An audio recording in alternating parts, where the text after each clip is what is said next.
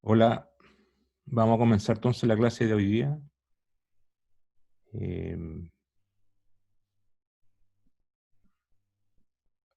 Ayer terminamos con reología, cómo construir la envolvente, y no sé si se dieron cuenta en cursos, si ustedes van a tareas, hay una tarea 2,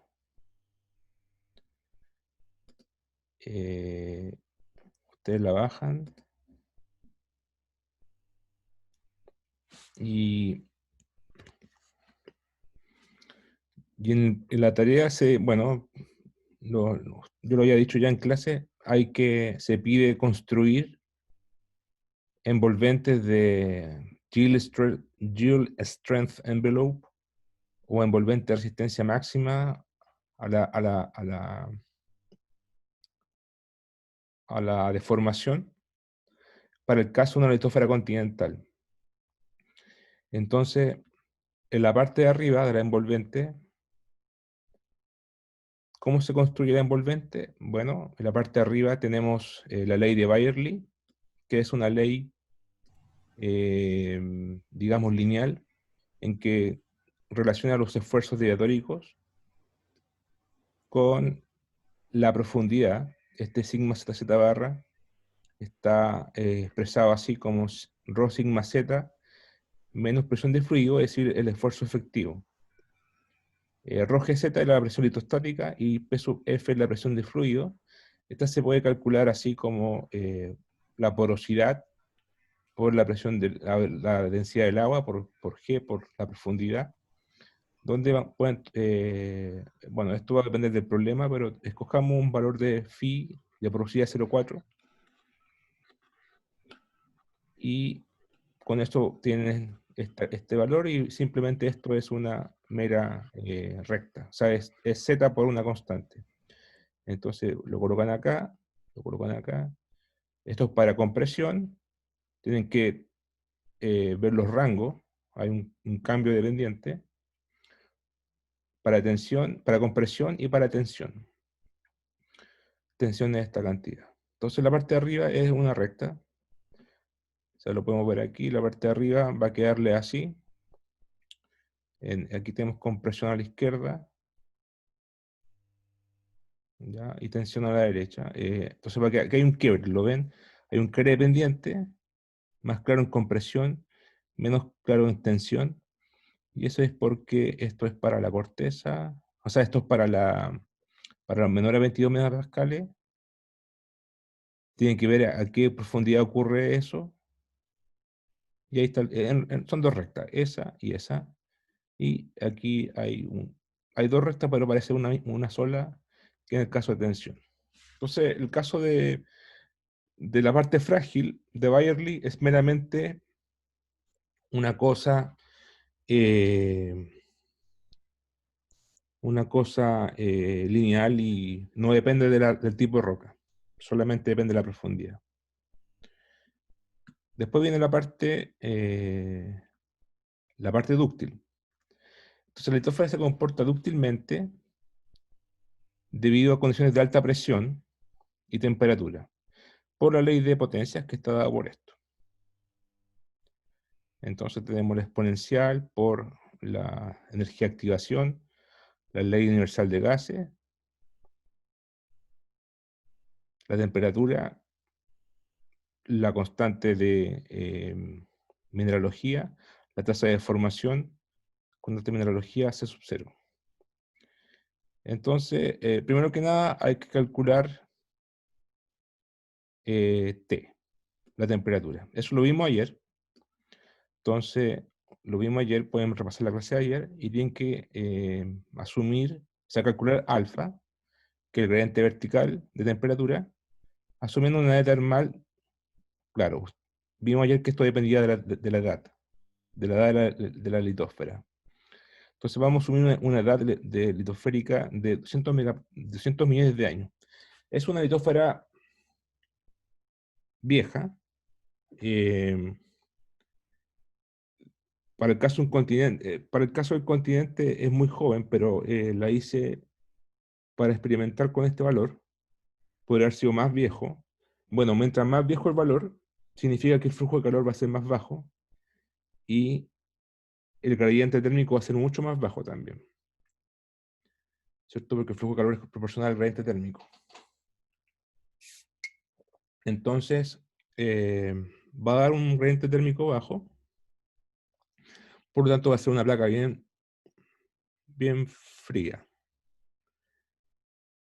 Bueno, tienen que usar la base del gradiente térmico, la isoterma de los 800 grados Celsius. Con eso calculan el delta Z. O sea, tienen 800 grados Celsius divididos por delta Z que les va a dar de acá, y tienen el alfa. Y con ese alfa lo ponen aquí y reemplazan el TZ acá. Ahora la parte B ocupan el valor de tasa de formación de 10 elevado a menos 15 segundos a la menos 1. Y aquí están los valores de las constantes. Para la corteza continental, el Q tiene este valor, el C sub 0 tiene este valor. Notar aquí que como el C sub 0 está elevado a 1 sobre n, ¿ya? Que lo mismo que decir, lo mismo que yo pase para arriba el C sub 0 y ponga menos n, se colocan así las constantes. O sea, se pone la constante elevado a menos 13 con unidad de menos n pascales, ¿ya? Para que se divida por el n de acá. Así se colocan en la referencia. Y a su vez el n mismo vale 1,9 para el caso continental, para la corteza continental. Para el manto continental tenemos otro valor más alto de Q, más alto de C sub 0, no, más bajo, perdón, y el n vale 4,5. Entonces ustedes reemplazan acá los valores y van a tener dos comportamientos dúctiles. Entonces, construye la envolvente de resistencia máxima para una litosfera continental con tasa de formación tanto, asumiendo los siguientes valores. Entonces, ¿qué van a obtener? Van a obtener una cosa como esta, en donde, si se dan cuenta, hay dos envolventes. Está esta, ¿ya? Está esta, que depende, esta es para la corteza, y la otra es para el manto, ¿cierto? Con otros valores de C sub 0, de Q, C sub 0 y N. Y esa les va a dar acá abajo.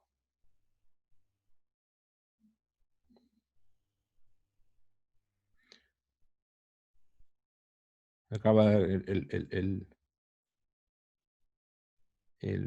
la otra constante. Ya.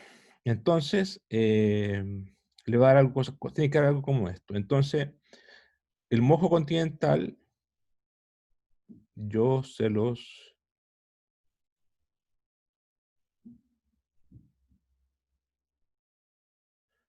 no lo puse en el enunciado. O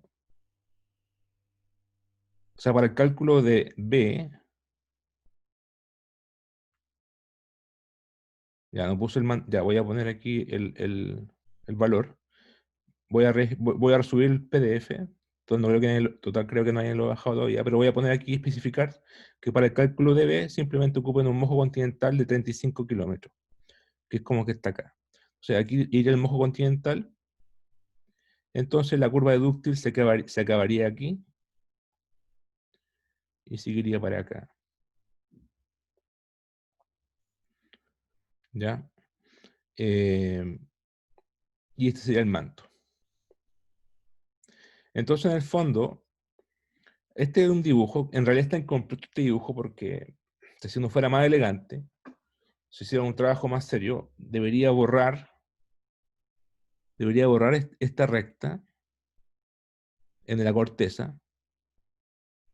¿Por qué este segmento de la recta? ¿Por qué? Porque de aquí para abajo no es frágil, sino que es dúctil, entonces esto está de más.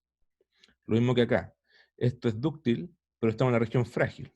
Entonces lo que es válido es la región es la ley de Bayerle. Entonces totalmente está de más. Y lo de arriba, esto es frágil, ¿cierto? Y esto está de más. Y esto de acá abajo también está de más. Lo mismo que acá, esto está de aquí para allá está de más, de aquí para abajo está de más, esto de aquí para abajo también está de más, y eso de aquí arriba también está de más. ¿Ya? Y quedaría, en realidad, como pusimos en las clases, quedaría algo más parecido como esto.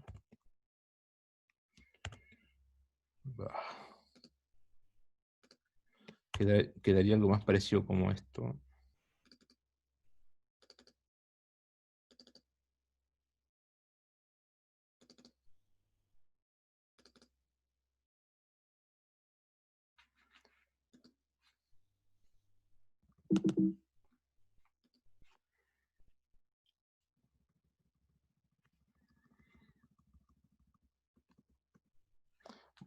Bueno, aquí está bien, quería algo así, ¿cierto? Ahí sería, aquí achurran o pintan plomo el área encerrada. Entonces, esta sería, digamos, la envolvente, esto en compresión, creo, en la parte de la corteza, y aquí estaría en plomo lo,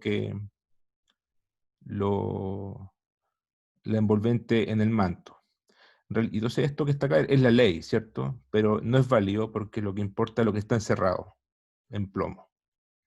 Ya, pero para cosas de la tarea, si ustedes llegan a esta figura, llegan, se fue, llegan,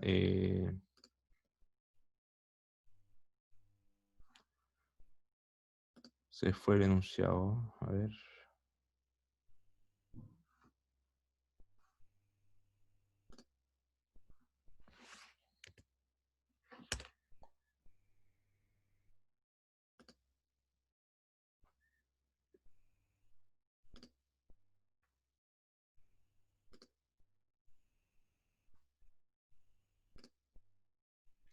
Llegan a esto,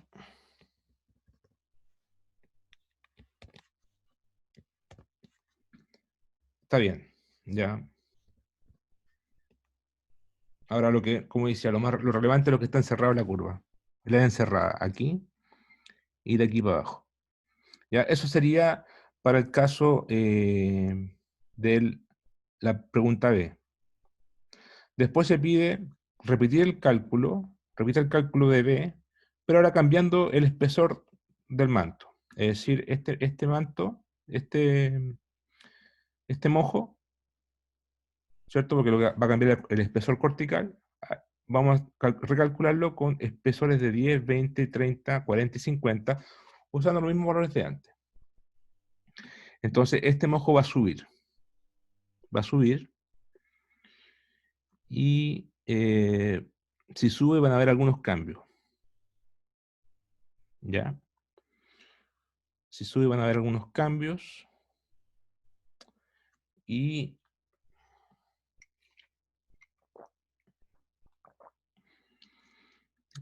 bueno, tienen que averiguar qué va a pasar. Quizás no hayan cambios, quizás sí. Quizás en algunos valores van a haber cambios, quizás en otros valores no van a haber cambios. O sea, van a haber cambios. Si yo bajo el mojo para acá, me va a quedar más corteza, por lo tanto voy a perder manto. Entonces, va a cambiar el área chica acá y el área grande acá, ¿cierto? Eso va a pasar. Tienen que hacerlo, quizás también cambie un poco, como corro el mojo, también estoy dándole más Z a la curva.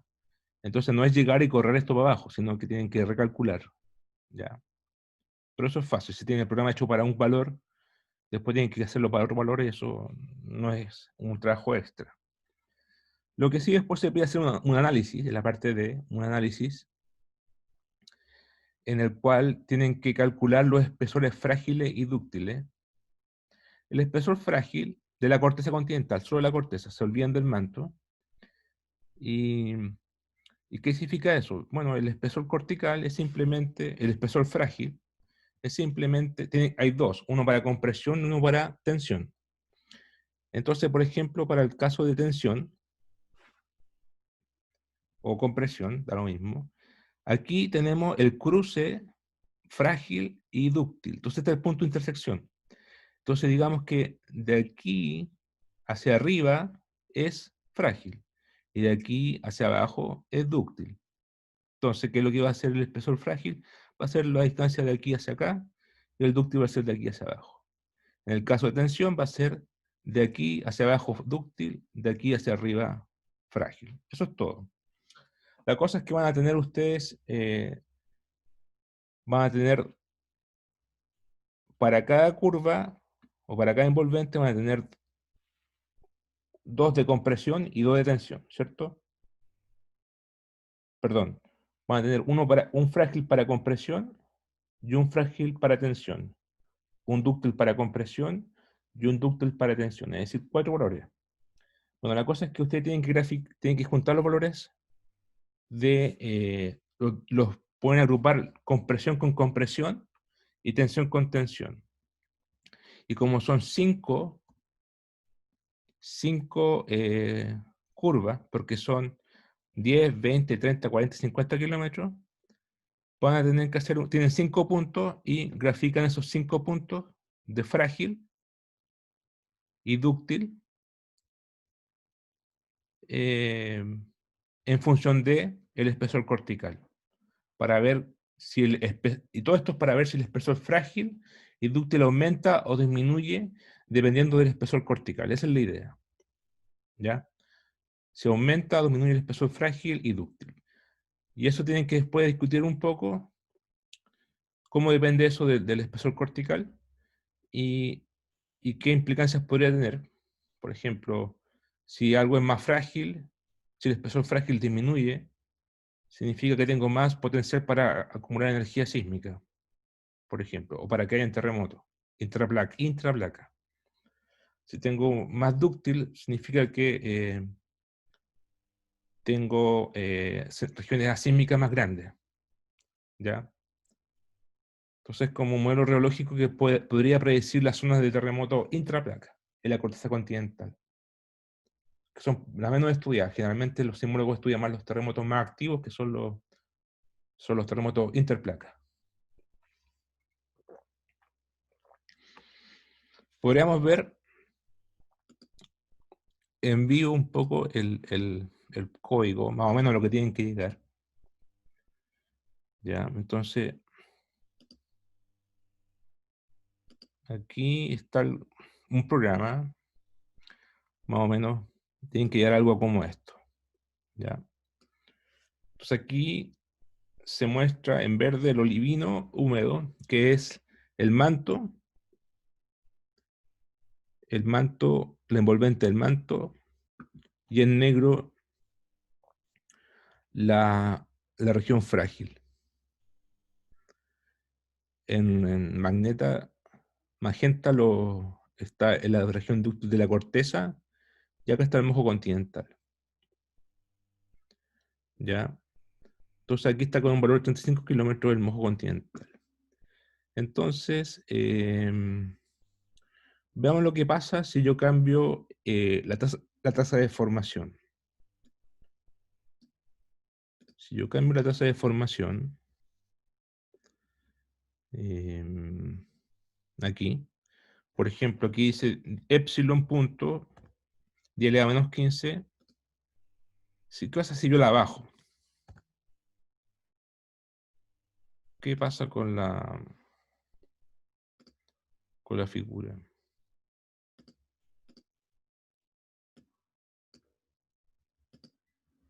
Ahí está la figura. Entonces, si corro el programa, bajé la tasa de formación, entonces, ¿qué va a pasar con la... Aumentó, ¿se dan cuenta? Aumentó el ancho de la envolvente. Si yo bajo ahora la tasa de formación, perdón, la aumento, la había bajado, la aumento ahora a 10 elevado a menos 13, el área va a... aumentó, chuta, perdón, no sé qué pasó antes. A ver, aquí, en realidad no cuesta verlo, pero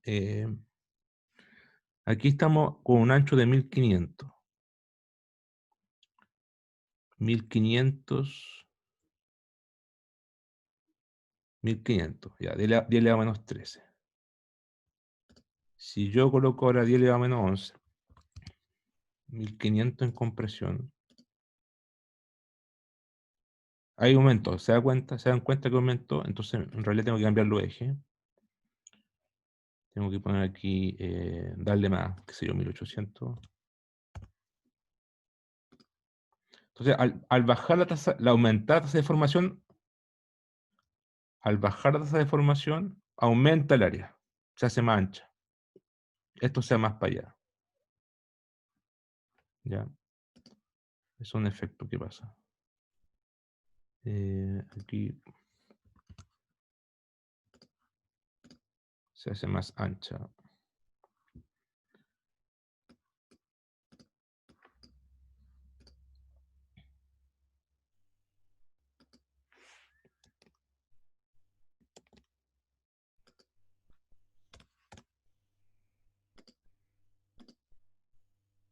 ¿Cierto? Se hace más ancha el área.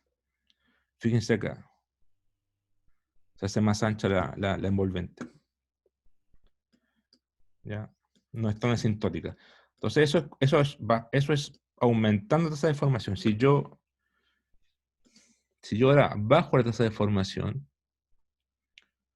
de 10 elevado a menos 13, 10 elevado a menos 11 a 10 elevado a menos 17, el área debe ser más asintótico ahora. Y efectivamente, se hace más asintótico. El punto de cruce no está, antes estaba por acá, ahora está en 1200. Este también. En un caso extremo, si yo coloco 10 elevado a menos 21, ya, se hace aún más angosta y aquí cambia bastante el área de la corteza continental. Es más crítico aquí. Se hace más angosta. Es un valor mucho más crítico, o sea, mucho más extremo.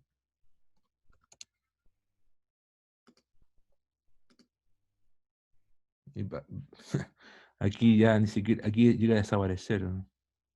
Ya, cambia bastante el espeso, la tasa de formación. El DLA menos 15 está sacado de la literatura.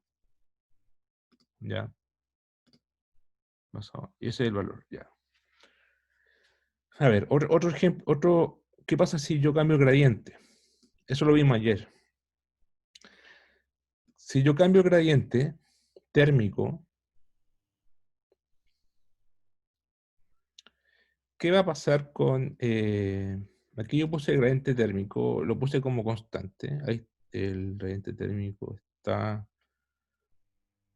aquí. Alfa corteza, alfa manto. Hagamos un experimento de aumentarlo. ¿Qué creen ustedes que va a pasar si yo aumento el gradiente térmico? ¿Qué va a pasar con el área de la envolvente? Se va a hacer un poco más pequeña. ¿Por qué?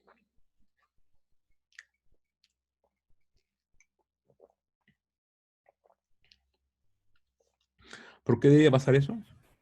Porque el traspaso al comportamiento dúctil depende de la temperatura. Si tiene un cierto umbral de temperatura, entonces si aumento el gradiente, eso pasaría antes, como a una altura menor, o sea, una profundidad menor, ¿no? Y,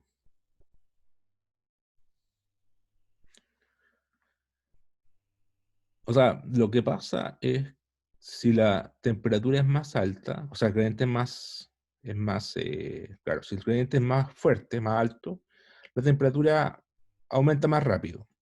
Si aumenta más rápido, digamos que está más caliente. Y si está más caliente, va a ser más débil. Entonces, como es más débil, debería tener un área más chica, porque el área encerrada representa la fortaleza de la litósfera. Mientras más grande esta área, más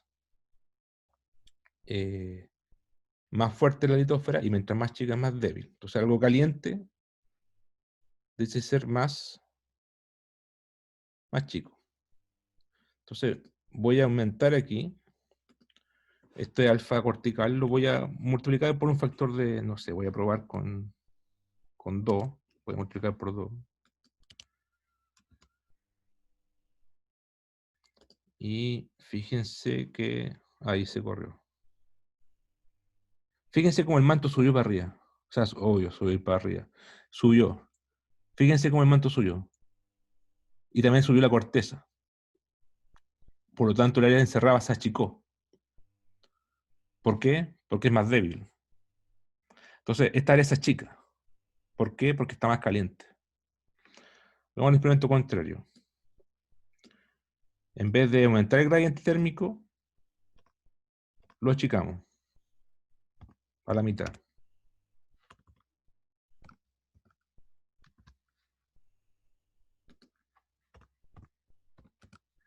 Lo achicamos a la mitad. Y fíjense dónde está bueno, aquí está a los 70 kilómetros. Esta transición está a los 50 kilómetros. Si yo achico el gradiente térmico, es decir, enfrío la litósfera, la hago más vieja, entonces bajo tanto que está fuera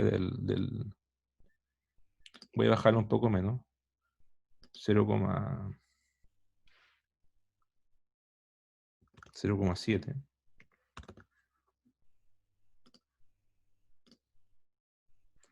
¿Ya? Ahí la bajé y se baja bastante, ¿cierto? Se baja bastante y el área encerrada crece, aumenta bastante. Aquí también. Entonces, efectivamente, la tasa de formación y el gradiente térmico es lo más, y bueno, las constantes dominan la geometría de la curva dúctil, y eso hace que sea bastante, varía bastante, o sea, es muy sensible la curva dúctil a los parámetros de temperatura y de tasa de formación. ¿Ya? Ustedes van a tener que hacer este programa y van a poder ver su valores. ¿Ya?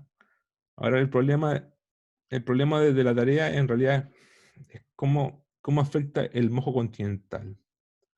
Porque al mover el mojo continental, cambié la relojía, de alguna forma, porque ya no, aquí tengo cuarzo, acá tengo olivino. Entonces, al cambiar el espesor, va a cambiar la región dúctil tanto arriba como abajo. Entonces va a cambiar, algunos espesores también van a cambiar. ¿Ya? Quizás no cambien mucho, es un experimento. ¿Alguna pregunta hasta ahora? Yo no, al menos yo. Aquí voy a poner...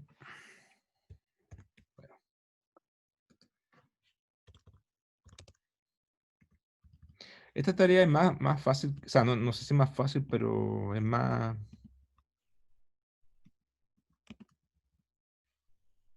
O sea, yo creo que es más fácil. ¿Ya?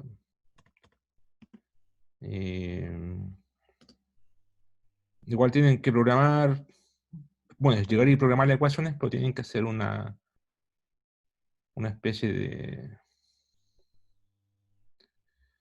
de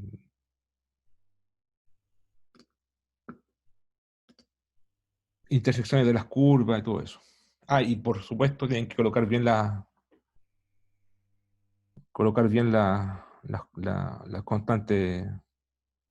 Estas constantes que puse acá yo no las puse, son otras. Y además que el alfa, aquí yo lo inserté. El alfa tienen que calcularlo ustedes. Ustedes tienen que hacer un programa aparte para calcular las isotermas. ¿Ya? Las isotermas. Eso no es difícil. Lo vimos ayer. Y calculando las isotermas, pueden calcular el alfa. Y después pueden calcular todas estas. Bueno, son estas constantes, son lo mismo que ocupé en el programa anterior. Y deberían repetir, llegar al mismo código. Y esto es lo novedoso, calcular los espesores frágiles y dúctiles. Ya la fecha de entrega, yo creo que es más fácil, ¿ya? Efectivamente, es un código, tienen que hacerlo ordenadamente, ¿no? Y ponerlas bien, tienen que ser consistentes con las variables. ¿Ya? Por ejemplo, cuando coloquen ahí una edad de 200 millones de años, tienen que pasar las unidades internacionales, es decir, tienen que pasar los millones de años a segundos. Entonces, en el fondo hay que ser consistente con las unidades internacionales y ser ordenado con las cifras.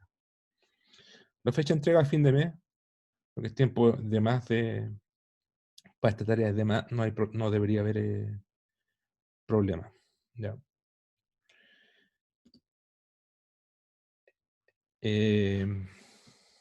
Entonces,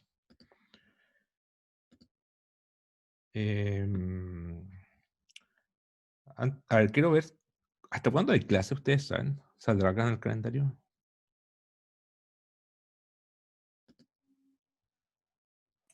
Debería ser semana 8 o semana 9, estoy seguro. Creo que esta es la 9. Y además también hay una semana de vacaciones a fines de junio. O julio, perdón. O julio, no sé. ¿Por qué no? Ah, sobre esta ¿cómo se puede ver el horario? No, Y según yo, la semana del 29 de junio también está de vacaciones. el lunes feriado. Sí, hay horario. Aquí semana no dice nada de. Debería decir la semana. Esta cuestión es mala. Profe, no tiene que poner el foro como de la escuela. Está como en el foro del curso. Foro de la escuela. Ese. O sea, ahí dice calendario, creo. ¿El calendario? Calendario, yo creo.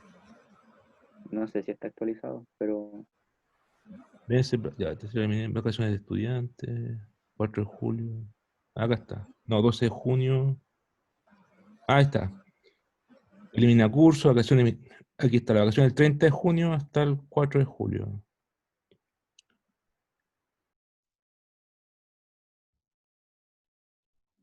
Ya.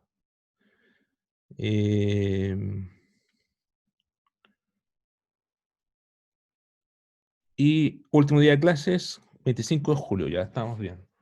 O sea, tenemos como 6 semanas, 5 semanas. Ya,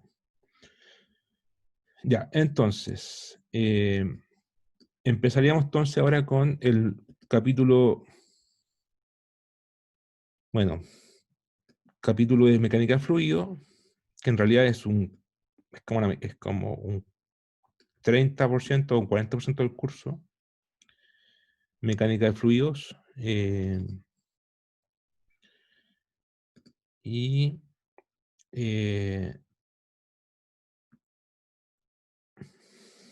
aquí, digamos, hay una parte 1, parte 2. En la parte 1 vamos a ver la mecánica de fluido y en la parte 2 vamos a ver todos los problemas aplicados a la geología de fluidos. Por ejemplo, todos los problemas de fluidos como convección en el manto, como diapirismo, como eh, flujo astenosférico, como la formación de diapiros, etc. Entonces, antes de empezar con esto, no sé si tienen alguna pregunta a la tarea. Uno.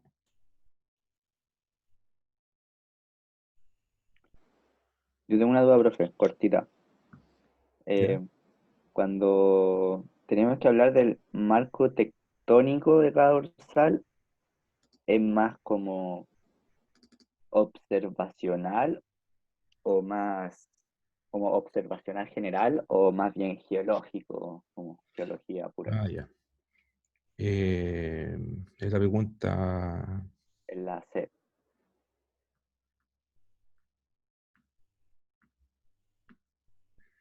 Lea el paper acá, tengo ya. ¿Cuál grafica la flexura de la dorsal?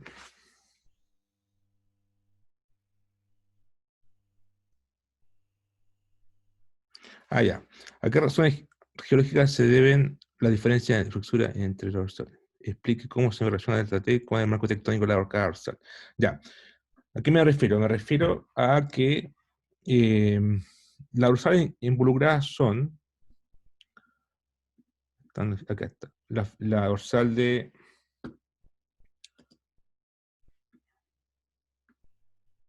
Quique, de Copiapó, Juan Fernández, No.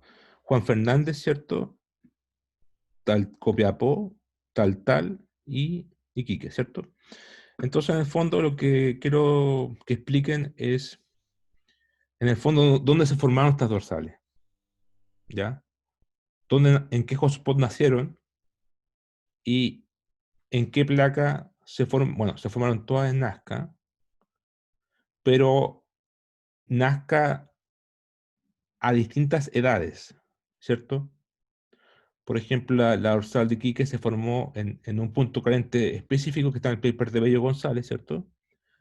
Se formó cuando la edad de Nazca tenía cierta edad, a una edad distinta a la que se formó la de Juan Fernández, ¿cierto? Entonces, en el fondo, explicar qué punto caliente formó cada dorsal y qué edad tenía la placa de Nazca en el momento en que se formó. Y qué tan lejos estaba la placa de Nazca del centro de expansión. Eso es más o menos. Es como el origen de la dorsal. ¿Se entiende? Sí, profe, gracias. Me quedó mucho más claro. Ya. ¿Otra pregunta?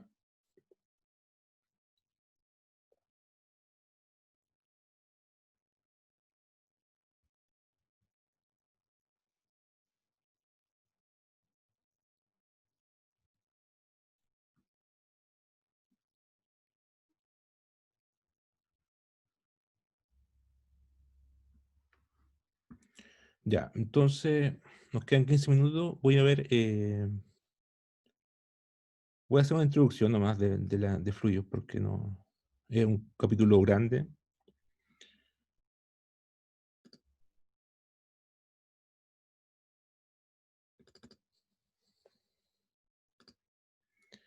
Entonces, fluido parte 1.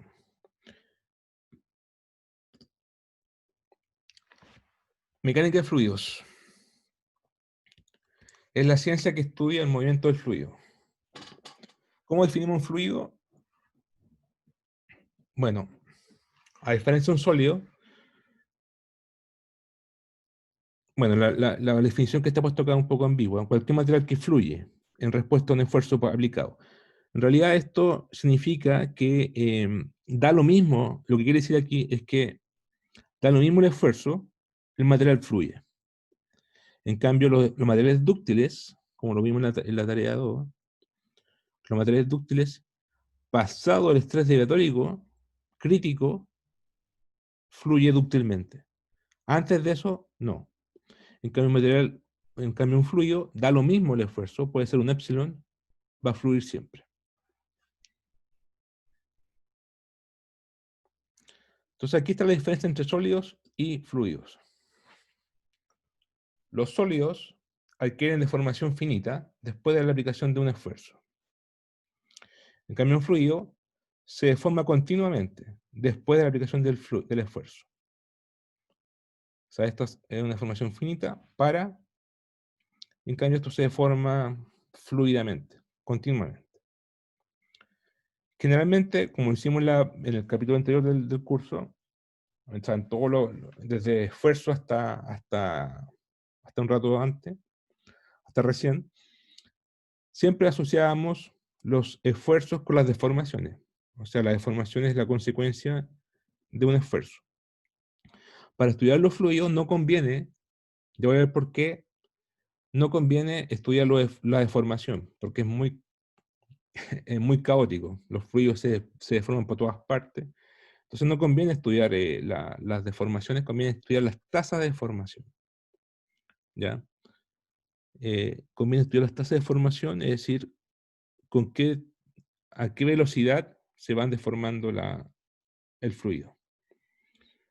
¿Ya? Entonces además que, si se acuerdan ustedes, la viscosidad está relacionada con la tasa de deformación. ¿Ya? La viscosidad de un fluido, eso lo vimos en la parte de relojía, cuando definimos viscosidad, ¿cierto? Decíamos que un esfuerzo era igual a la viscosidad por la tasa de deformación. Entonces ahí teníamos una relación lineal entre esfuerzo y el fluido a través de la constante viscosidad. Bueno, la cosa es que vamos a estudiar vamos a ligar los esfuerzos con epsilon punto para el caso fluido. En el caso sólidos ligábamos esfuerzos con epsilon. Ya, esa es la diferencia. Y la otra diferencia es que en sólidos estudiamos la deformación que se producía, era una consecuencia de variaciones especiales de gradientes en el desplazamiento de partículas. O sea, yo aplicaba un esfuerzo y había un gradiente de, digamos, el delta W y el delta X, ¿cierto? Eran gradientes de desplazamiento. Entonces la deformación era igual al gradiente de desplazamiento. En cambio, en fluidos, la tasa de deformación son el resultado de gradientes de velocidad o tasa de desplazamiento en el elemento del fluido. En otras palabras, cuando decíamos deformación, ¿se acuerdan? Deformación es igual a delta W dividido por delta X. Eso es un gradiente espacial. Cuando hagamos tasa de deformación, no va a ser delta W sobre delta X, va a ser delta velocidad sobre delta X. Eso es un gradiente espacial de velocidad. ¿Ya? Entonces las tasas de deformación en un fluido se van a relacionar con las tasas espaciales de velocidad, no de desplazamiento, de velocidad.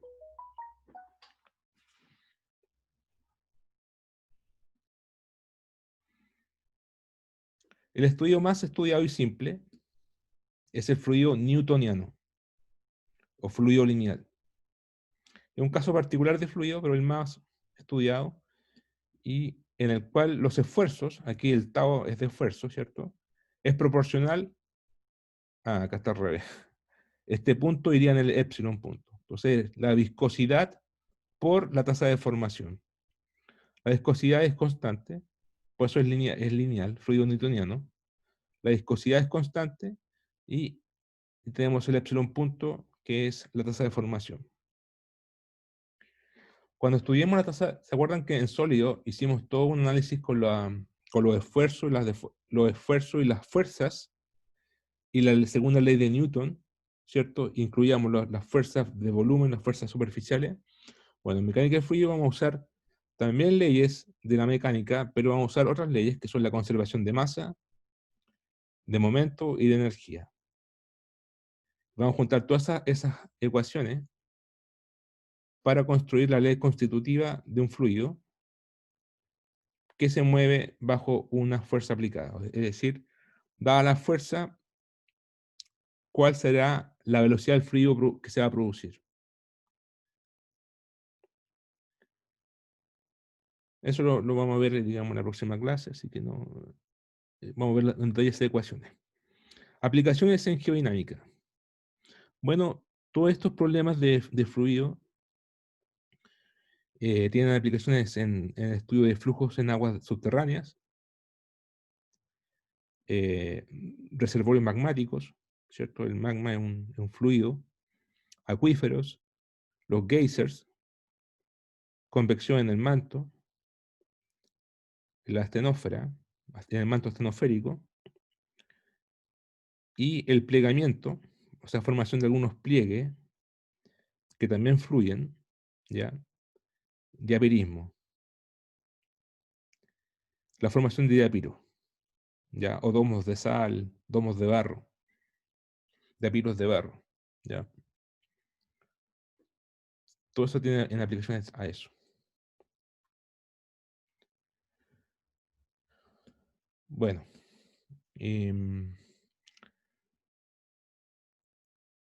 vamos a ocupar un operador nuevo que se aplica mucho para fluidos. Generalmente cuando hacíamos mecánica de sólido, aplicábamos los operadores de divergencia geométrica, perdón, de divergencia, derivadas, gradientes, etc. Con un sistema de referencia único. En el caso del fluido es distinto, vamos a tener que ocupar un sistema relativo. ¿Por qué? Porque el fluido se está moviendo dentro del sistema lejos del observador. Por ejemplo, yo estoy parado en la orilla de un río y dentro del río las partículas se mueven entre sí. O sea, el agua se mueve dentro, se va moviendo el caudal se va moviendo hacia una región, pero además dentro del mismo río, las partículas se van redistribuyendo. Entonces, en el fondo yo veo dos movimientos. Veo que el río se mueve como un todo, pero dentro del mismo río también se mueven las partículas. Entonces es un sistema relativo. Bueno, entonces para estudiar eso vamos a definir una derivada, vamos a hacer vamos a definir una derivada especial, un operador matemático, y vamos a definir la derivada material como esta derivada con D grande, donde este gamma es un escalar, ¿ya? Aquí está definido por un escalar, y acá está definido por un vector. Entonces, esta derivada material es un operador que calcula la derivada parcial espacial en el tiempo, ya esto es con respecto al tiempo. Entonces, la derivada material es derivar con la derivada parcial más la velocidad por el gradiente de la constante gamma. ¿Y qué es lo que es la velocidad? La velocidad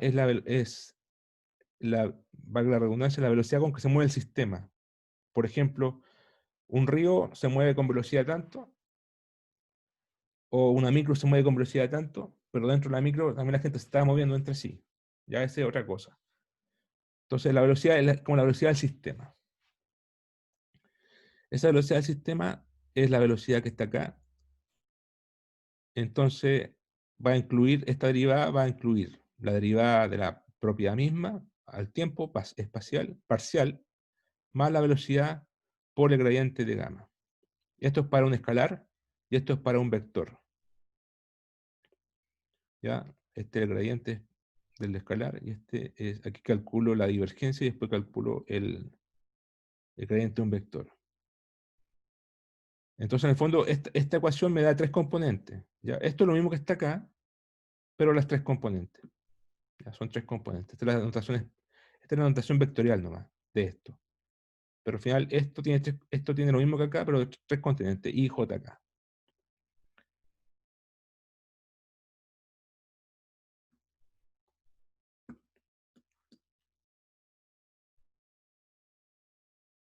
I, J, K.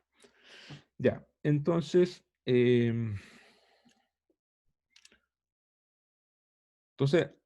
hay dos puntos de vista para ver todo esto, lo que decía recién.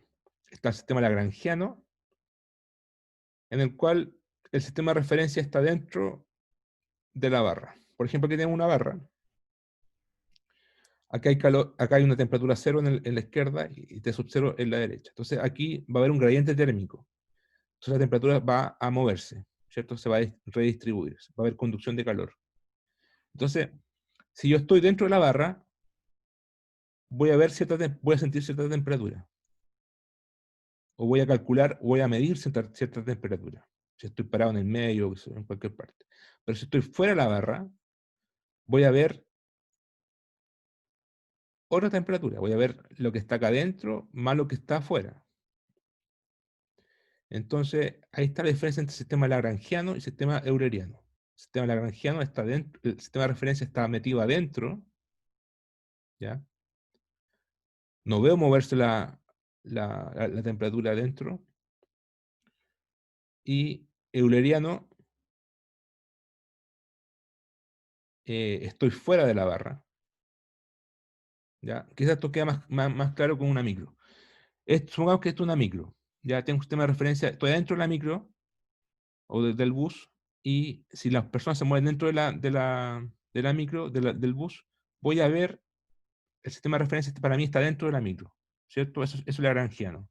Si estoy fuera de la micro, además de ver a la gente moverse dentro de la micro, voy a ver a la micro moverse. Es un sistema de referencia que está fuera de la micro, ¿ya? Es un sistema lagrangiano versus euleriano.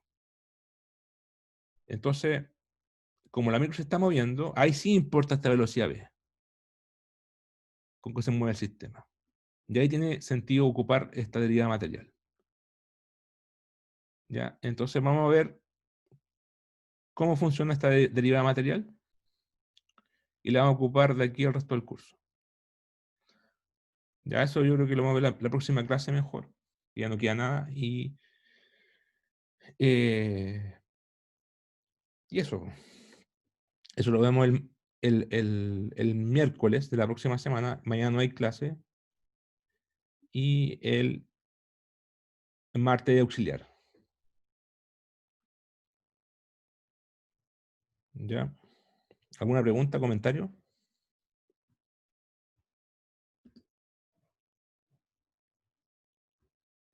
No, yo no. No, profe. Ya, pues. Entonces, que tengan un buen resto de semana y que estén bien, pues. Hasta la próxima semana. Chao, Gracias, profe. profe. Igualmente, chao. Chao.